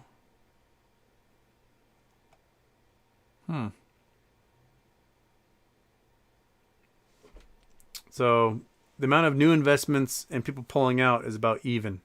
The real estate is losing a whole bunch of investments. No one's investing in real estate. Goodness gracious. Look at that. Zero expanded investment over the next 3 years. Fascinating. Slow momentum. Interesting. All right. But they're selling more bonds again. That's interesting. Sounds like a terrible idea. If you're buying Chinese bonds, you're screwed. I would stay away from those things. It's about as toxic as it gets. Let's see. Empty places. China's credit stress has fallen from record. So credit stress is up here, and because everyone's defaulting, it's dropping. All right. Shimao dropped off a cliff. Holy smokes. All right. Fell 54% before. Dang. All right. So it looks like they're the next ones that are screwed. Interesting. So we got Kasia, Fantasia, Sicknick, Evergrande, Shimao, Hang Sen. Also, you said is having some issues. So that's 6. Who else is eating dirt now? Probably others. Justin Kappa TV, Houston, the buy to sell ratio on Fidelity is 8-1. How can the price continue to go down when there are more buys than sells? Exactly. Without shenanigans, there you go. It's only shenanigans, man. That's all there is.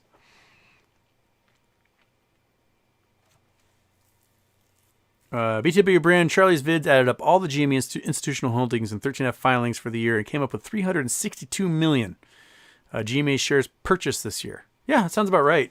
Because it was at 150 million in January, and that was before it rocketed, right? When that stock is going through the roof, you're going to be wanting to hold on to it. Why wouldn't you? So that was 300% the float back then, so I wouldn't doubt it's even higher today. So 362 million, that makes sense to me. So if they own 362 million, how much do we own? If we represent a huge chunk of that buy pressure, we own a lot. Jen Matt, watched your interview with Bulldog Trading. Good stuff. That was a fun interview. I love the fact that Adam went all over the place on that one. It's like with this show. Just let's go everywhere. Let's talk about everything. It's fun. Keeps my brain spinning. If I have to keep saying the same thing over and over again, I would just, close my head in a car door or something. I like you guys keep me on my toes and we're talking about stuff and learning things and, bouncing all over. Keeps it interesting. That's if I got to have a conversation with a whole bunch of chat things here, I don't want to say the same thing over and over again. I don't know how those dudes that do like 8 hours of show talking only about AMC during the trading hours, I don't know how they do it. I don't know. I don't get it. That is a superpower I do not have. I cannot talk about one thing 5 days a week, 8 hours a day. Oh, no, I can't do it. All right. Oh, it's, 6 a.m. now? And so I got some early morning people maybe rising up in Europe. Welcome. Welcome, Euros.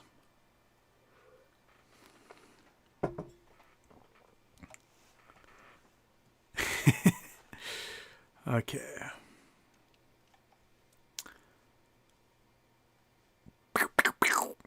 That Canadian dude. $270 to $1 to 1 kajillion. Works for me, man.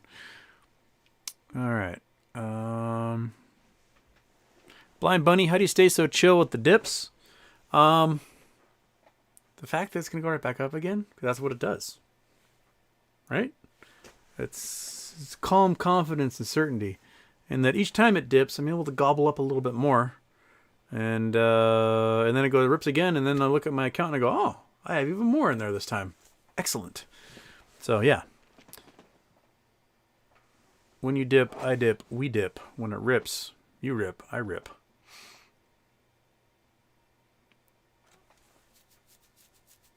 Super Steve, just live like you don't have money. That also helps. Microwave burritos, ramen noodles. Life's grand. $10 a month streaming service. Binge watch a television show. Read a book. Hang out. Do that. Chakuseki, check out the Kenny G sax player documentary on HBO. Very interesting stuff. But you might know about some of it since he's from Seattle. He is Garfield High School grad. I think class of 86, 85, somewhere in there. I was listening to an interview with the lady who directed it, and she was hilarious. So she actually, her description of what the story is about made me kind of want to watch it. So I think I will. I think I'll watch that Kenny G documentary. Kenny G's music does not appeal to me in any way, but he seems like a solid dude. He's done good stuff around Seattle.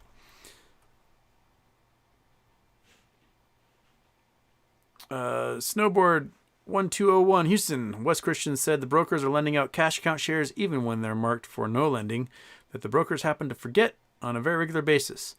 It could be true, but I don't trust Wes Christian anymore.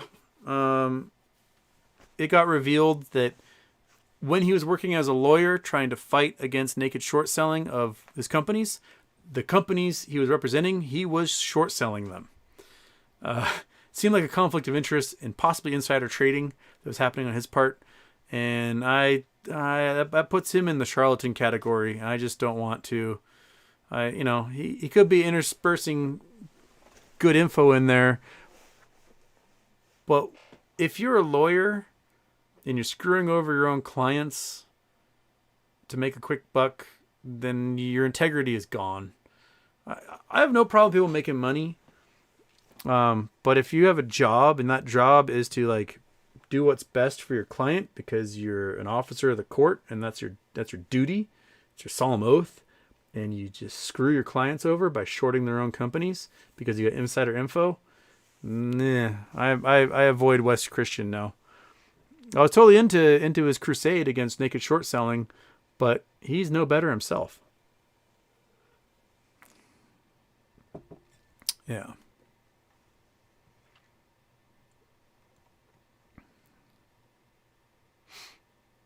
Oh, crap. Of course, the chat just reset again. You jerk. You jerk. And now I can't scroll back to where we were. So we're stuck. All right. I just lost about 20 minutes of the chat. So it's forcing me to move through time faster. Okay.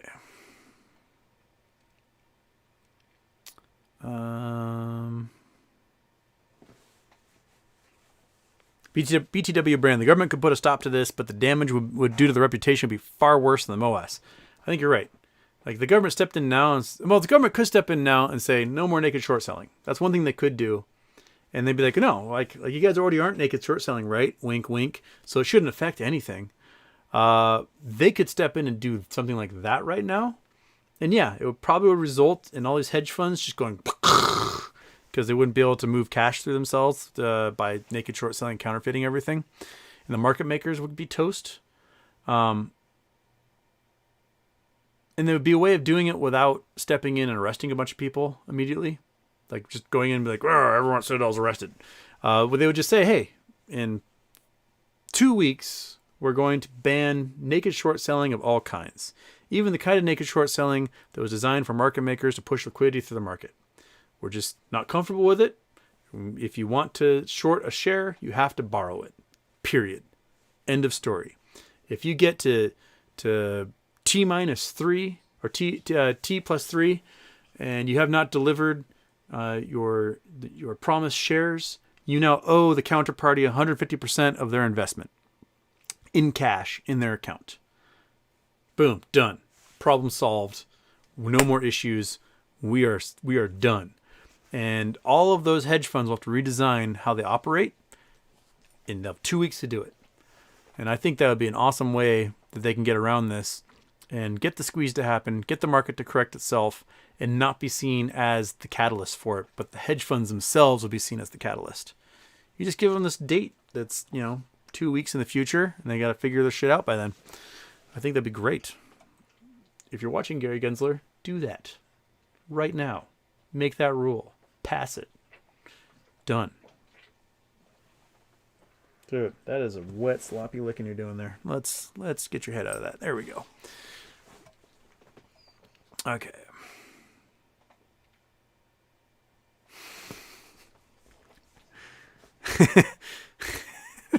My favorite Twitch streamer is on Wisdom or Beauty. I could watch her and listen to Houston, but that would be weird. It makes all sorts of weird feelings inside of you, isn't it? It would be. So, Halloween, probably 2013, I went as Roller Girl. A little bikini top, little short shorts, roller skates, long blonde wig, and a full beard. And I went to this brewery for the Halloween party, and I won. I won the costume contest, hands down. Got like a $100 gift certificate, sweatshirt, you name it. But there's this couple there that had this, 1-year-old kid, and the kid just could not stop staring at me. He stared at me all night. Just everywhere I went was just locked eyes on me compared to everyone else at the whole Halloween shindig. And I was telling my friends, I was like, I think that kid, 18, 19 years later is going to be like, why am I on Craigslist searching for this exact thing? I don't know why this. I awakened something in that kid that's going to manifest itself, sometime around 2025, and 2030 or something. They're going to be on the dark web looking for me. Okay. Dude, what's with the burpees over there? You are a burpee dog tonight. It's all right. You're a sweetheart. You can burp as much as you want.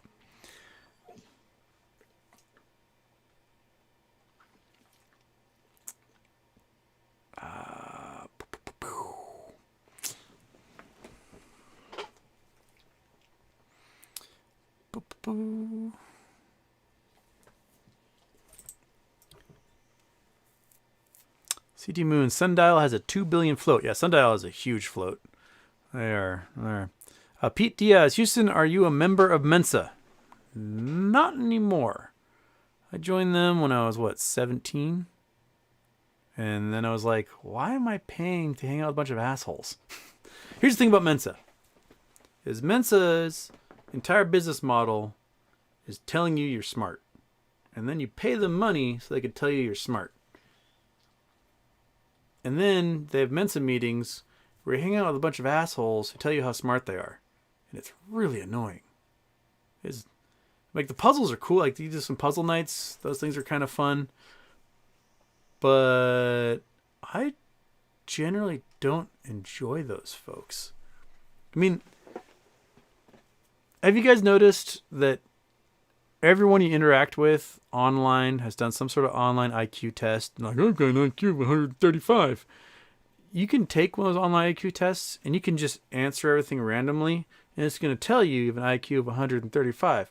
Why? Because their business model is you showing up to their website and them telling you just how smart and special you are, and you go, oh, I like this website. I like the advertisers of the website, and they make advertising money. If you took that quiz and they told you that you were a stone cold moron, you'd be like, how dare they?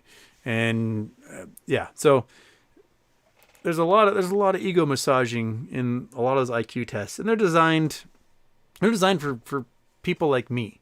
They're not designed for people that grew up in a different culture or society. They're designed specifically for nerdy Western European kids who read the almanac. And if you didn't have an almanac as a kid, you might not do well. If you didn't have the good school system, you might not do as well, because it's not necessarily a measurement of intelligence. It's a measurement of which skills did you learn, right? There are innate things that also represent intelligence that are not reflected in classical intelligence tests. They're just what some white dude thought was intelligence, and that's what's in that test. But there's a whole bunch of geniuses out there that their intelligence is in different forms. It could be in artwork, it could be in music, it could be in pattern recognition, it could be in mechanical engineering, it could be in, problem solving or diplomacy or philosophical methods. And the traditional intelligence tests cannot measure that. And that's why if you go to a Mensa meeting, you're surrounded by a bunch of assholes who are really big on themselves and just a pain in the butt, and very little humility and a whole lot of no emotional intelligence in a lot of those folks. So yeah, I have a whole box of puzzles left over from those days, and they're fun to go through. One thing I discovered is that my genius does not lie in word puzzles. I will get my butt kicked in Scrabble. I can't spell to save my life. I have a hard time seeing anagrams. That's one thing it did for me. I was like, I am not good at word puzzles. I'm stuck at crossword puzzles. Absolute garbage. So, there's weaknesses in here, just like with everybody else. I've got my own kryptonite, as you guys have witnessed with my technical prowess as of late. It's just gotten worse as I enter into my boomer phase. It's like the longer my receding hairline gets, the more technical ability I lose. That's just facts of life. Okay. Ivan CMAC, hey bud, what is your take on the environmental impacts of NFT economy and DeFi 2.0? How big of an issue is it really, and is it solvable? It's very solvable. You just change the algorithms. It is a huge issue because we are devoting a boatload of energy to basically have computers guess a random number between 1 and infinity, which is just stupid. I've talked about this in the past. Do you guys remember Boink, like the SETI at Home project or the Human Genome Project, where 10, 15 years ago you could set your computer up and download this program so that when your computer went idle and the screensaver would pop up, it would start processing data from the SETI at Home network, the search for extraterrestrial intelligence.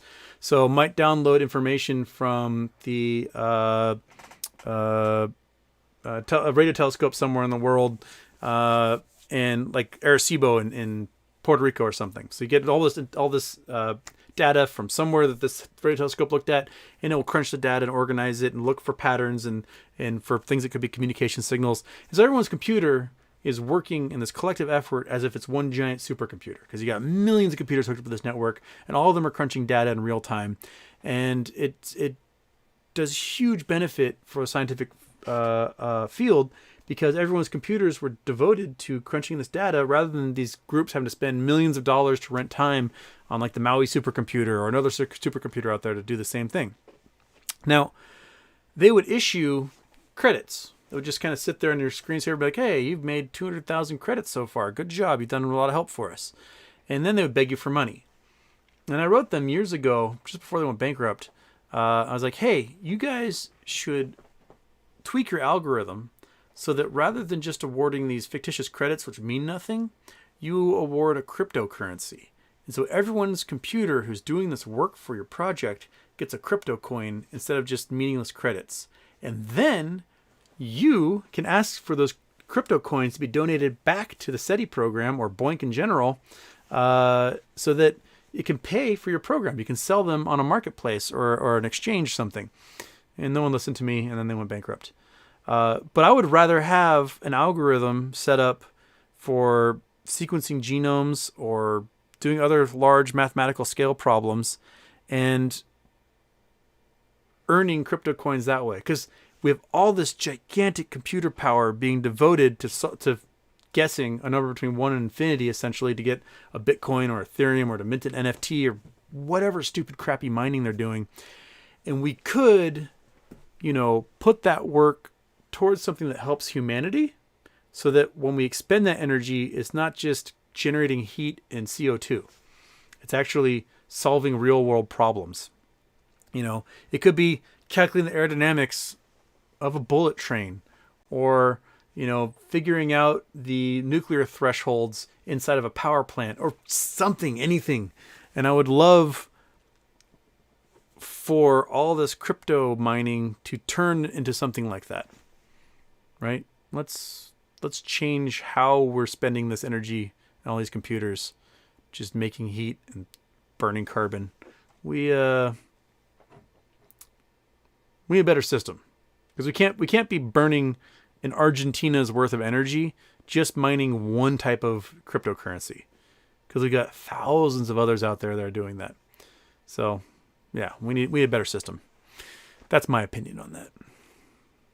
But people are gonna still do it because they make money, and money's what rules, and that's how our system works. And whatever, don't shake the boat, rock the boat, and bite the hand that feeds you, I guess.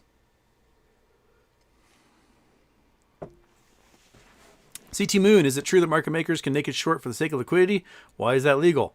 Because it was determined that liquidity was necessary to keep the economy moving. Market makers have that superpower.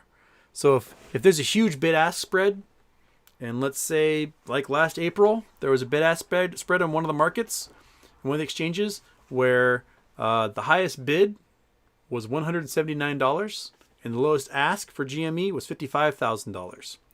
And what the market maker did was the market maker flooded that exchange with a whole bunch of naked shares at $179, so that cash moved through the market. And the person who's trying to buy got what they needed, and the market maker got the cash. It's a stupid system. I think it's dumb.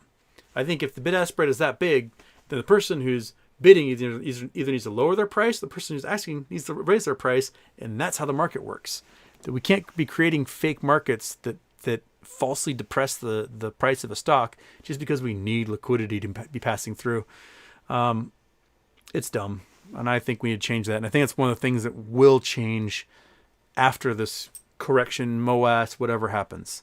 That in the post-mortem of that all, they will be like, maybe we shouldn't allow market makers to screw over retail investors by creating false prices for stocks, by diluting the market in the process.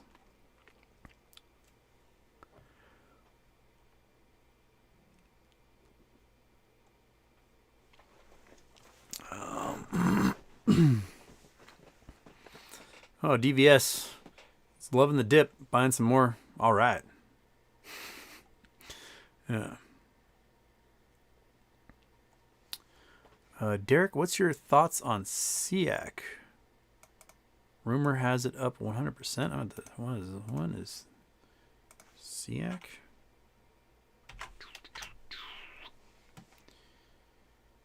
Sea Change International. These are the guys that were like billions of dollars years and years ago. Yeah. These guys were at no, they're at $60. 96. Oh, I forgot to put on the screen. What's their year total?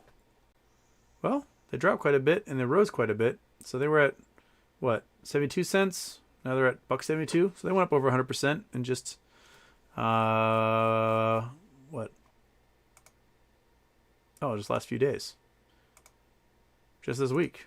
Just today. So they're at 77 and now they're at $1.73. I know nothing about them.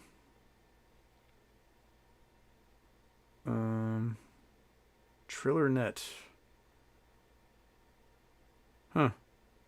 Well, their conference call is tomorrow. It's for their earnings report. So there must be some sort of expectation of earnings. Remember, buy on rumor, sell on news. So my guess is that the rumors are building up, people are buying, and the minute that call is done, probably going to dump the stock. Try to make what they can. So there you go.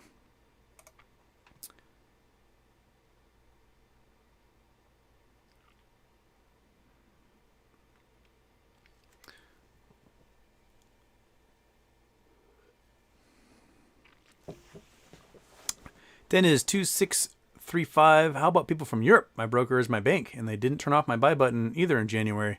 Yeah, if your bank is your broker, you're probably fine unless you're like, well, Wells Fargo or something, because those guys they're not gonna make it. If the economy takes a dump, Wells Fargo, Make America are out of here. They'll get gobbled up by somebody else, and then we'll have even bigger monster banks that are too big to fail.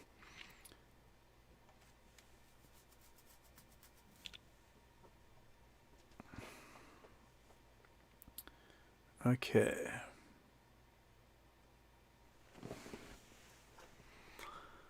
Bones, if you have enough money, you can move the price any way you choose and by any amount you choose. Kind of true.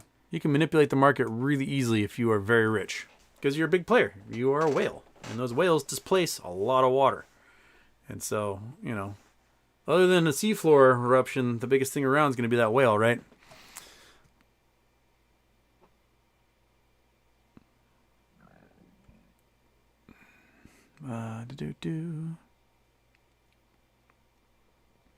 Brandon Chandler, hey Houston, how can we tell when the best time to sell is? We can't.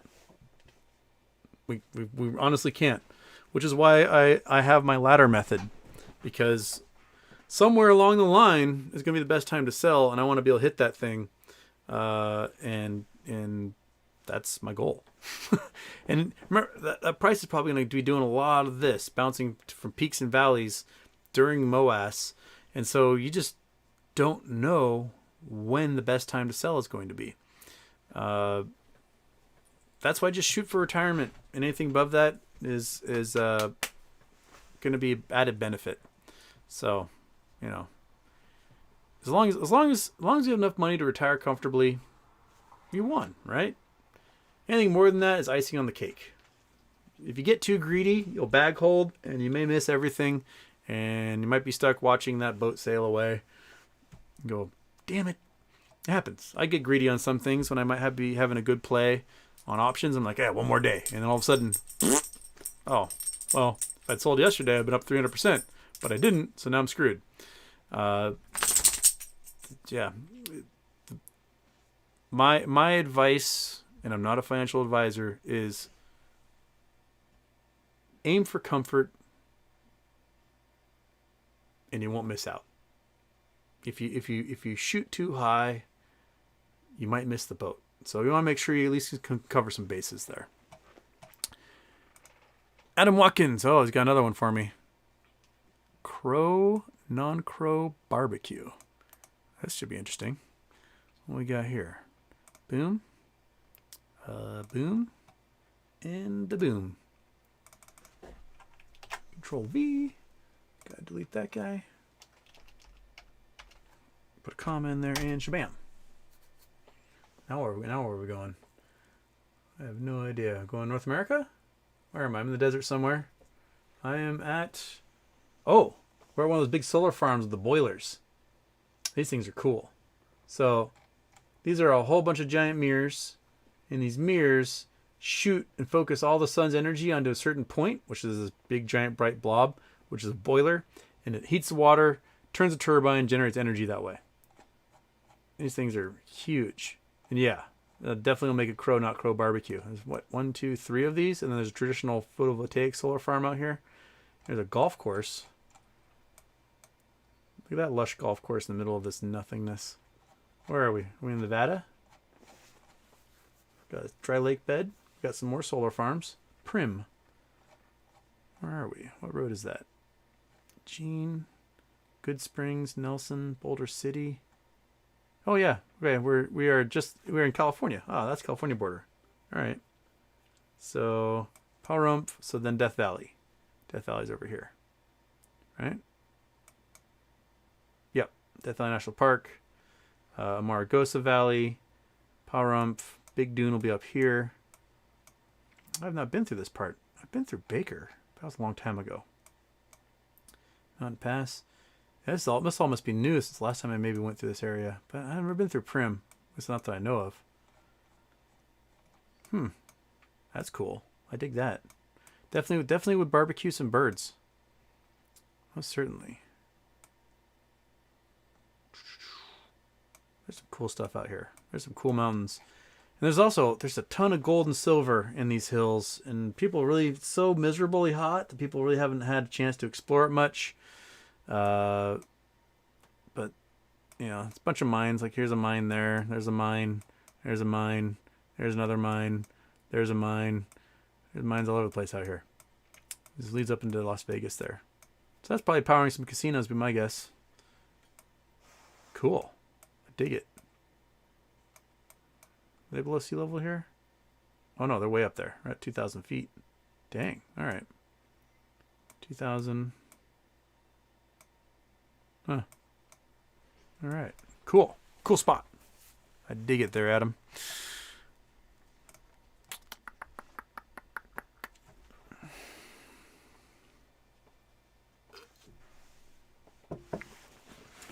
BW Brand. Brandon, sell when your account looks like a phone number. That's probably good advice, too. Meow Meow. If Gherkin's thingy doesn't happen next month, what do you think for MOAS? Also, you missed my other super chat. Oh, shit. Sorry, Meow Meow. I'll scroll through and see if I can find your super chat thingy. Yeah, I mean, if the cycle theory isn't working, then my guess it's because... What are you doing, you weird dog? My guess is because the short hedge funds are like, wait a minute, they're onto the cycles. We got to start shorting at weird times now.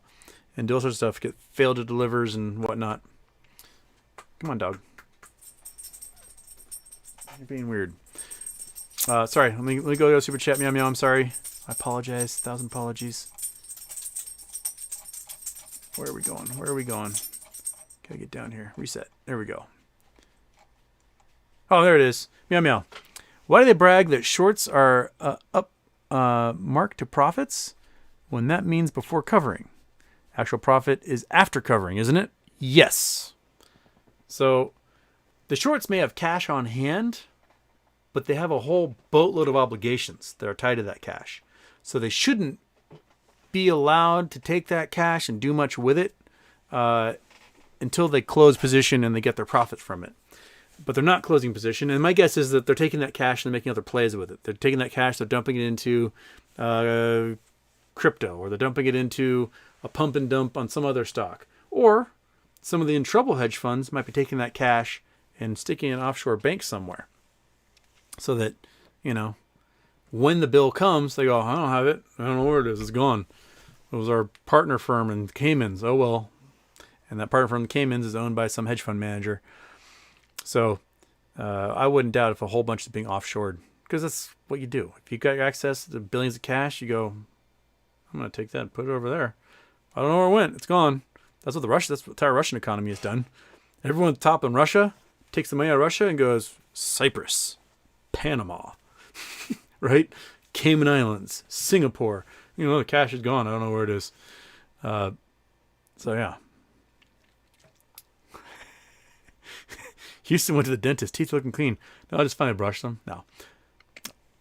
One of my highlights in life there, BTW, is that while my teeth might not be the straightest in the world, I'm over 40 years old and I've never had a cavity. So, drink your water, get your calcium, brush your teeth. I also have plenty of room, so my wisdom teeth came in just fine and never have to get them removed. So that's something I can bring to a Mensa meeting that others cannot. Oh, you have an IQ of 180? Well, I don't have a cavity, so on you. All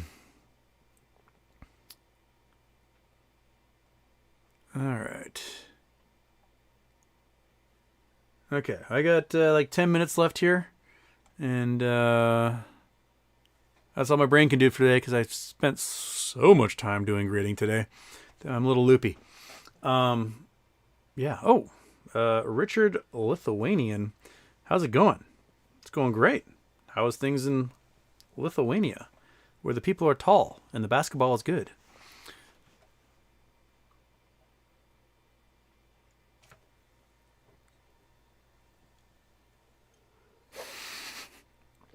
Tim Dillon is Houston Wade. If Houston went on a 5-year meth and KFC bender after getting his heart broken.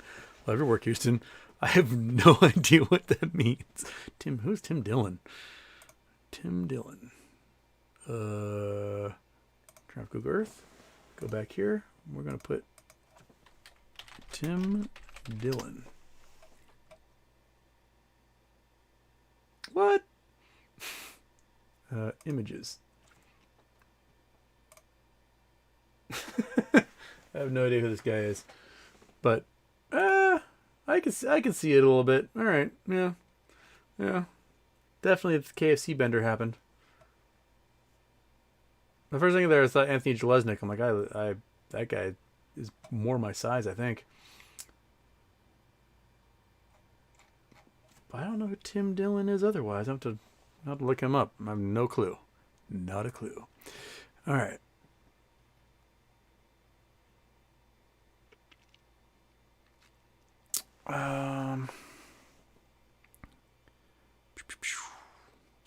Any advice for Canadian apes holding GME?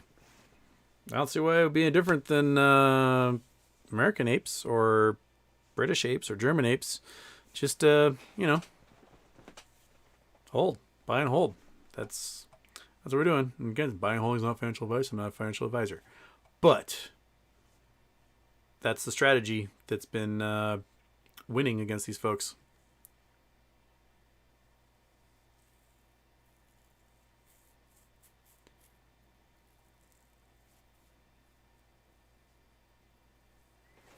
Oh, yeah, everyone's talking about the Boink, the SETI at home. SETI at home was rad. I loved having my computer using that stuff.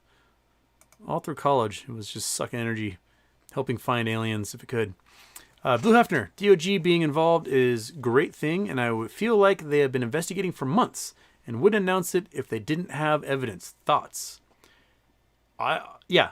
Usually the DOG doesn't make a big old announcement until, they've got something just absolutely just sticking a knife in someone and twisting. The DOJ wants to do these investigations on the down low, and if they're announcing it, it's probably because they want somebody to be rattled making mistakes. They're probably like, we're gonna watch this guy.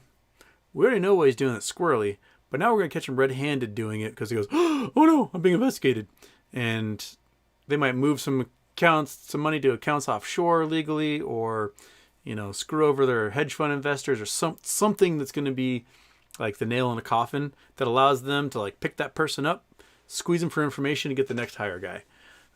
That's how those investigations pretty much work. Is that they want the biggest cat they could possibly get, and what they'll do is they'll get to the biggest cat they could possibly get, and then that cat will be so powerful they're just going to scoop up all the other guys underneath them, and then live happily ever after that way, and then make a rule change. Meow meow. Do you think Griffin has been talking to Gensler and Biden about MOAS and bailouts to end this? Possibly, but Griffin is a much heavier Republican donor. So I'm not sure how much leverage he has inside the Democratic Party at the moment. He usually supports like big cash behind big Republican, DeSantis in Florida.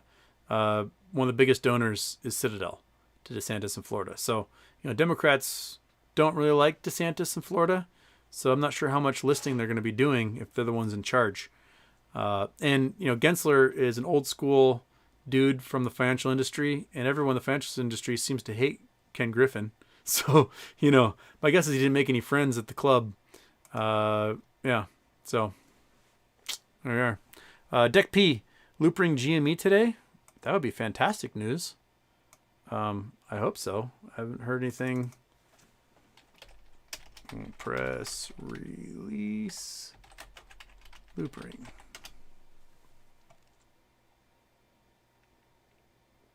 Loopring quarterly blogs. Nothing happened there.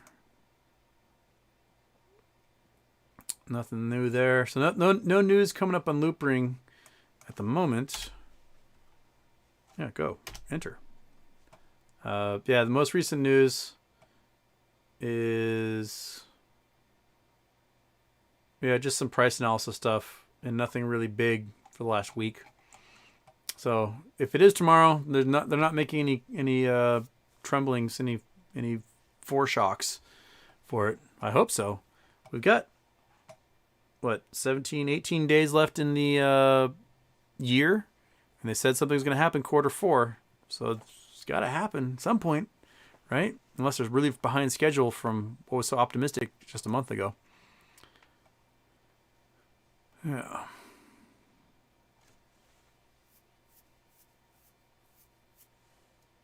Mr. Cuddy, Houston, tell us something about Loihi Seamount. Loihi Seamount is the little volcano that's forming off of the Big Island of Hawaii.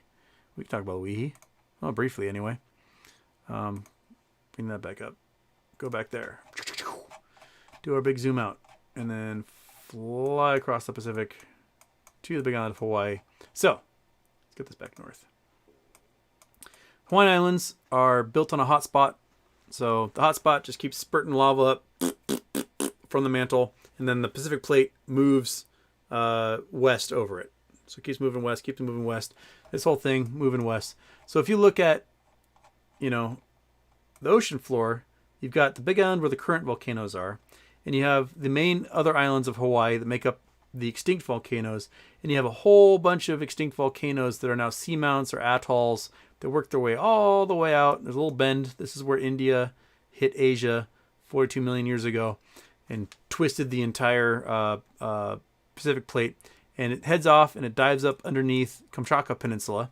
So we have this big old bend between the Aleutian Islands and the Japanese island arcs. And that's because of, basically, this is like, how do I say this? The ancient Hawaiian Islands that are subducting underneath here are sort of dragging the plate in making that pattern. So Hawaii gets recycled in the volcanic chain that happens on the Kamchatka Peninsula. So this whole string of volcanoes here are all recycled Hawaii, basically. These are all recycled Hawaii. They erupt a lot because these Hawaiian Islands are diving underneath.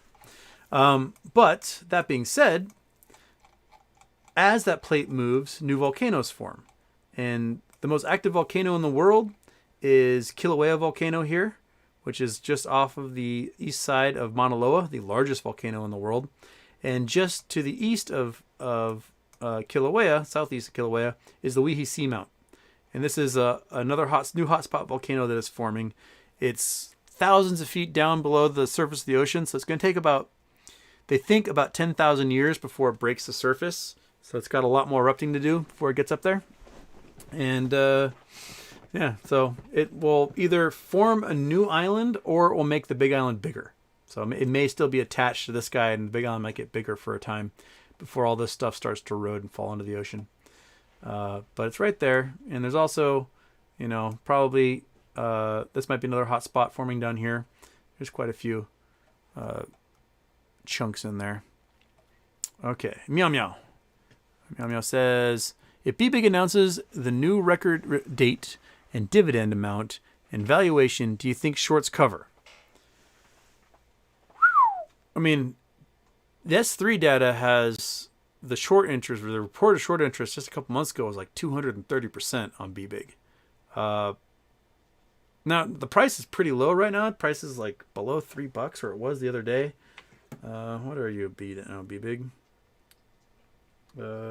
Be big. 305. So it dipped below $3 today. Yeah, it was down to down to 279 at one point today, and went right back up. This is something that was trading at like $7 back in September, maybe August. Well, shit, it was at $10 in September. So we're at 1082 in September. And we had another high at $8 in October, and it's just been downhill from there. So it has the potential to go back up again. And if those guys shorted a whole bunch at $10, they might be able to go in and cover, at least if it's not too many shares, and make some money. But if it was a whole bunch of shares, they may have a hard time making that cash back, if that's the case. It might pop that, shoot right back up again.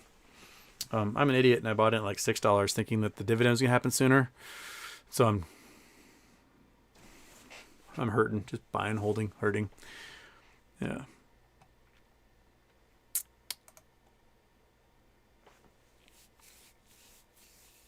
All right, 10:47. It is late for everybody. I am probably done for the evening. I'll see you guys Wednesday. I was hoping to do like shows all week this week, but people make me do work tomorrow. I gotta do chores for people. So yeah, we'll do a show Wednesday, and then I'm gonna be on with Boss Blunts Wednesday evening. I think about 6:30 Central Time is what he said. So sometime in there. I'll see you guys then. Sound cool? Stay cool. Enjoy your life. Let's hope things go rockety rock and rock it up there again. And I'll catch you guys on the flip side. And I'll leave you with a present. Ready? 1, 2, 3, and bye-bye.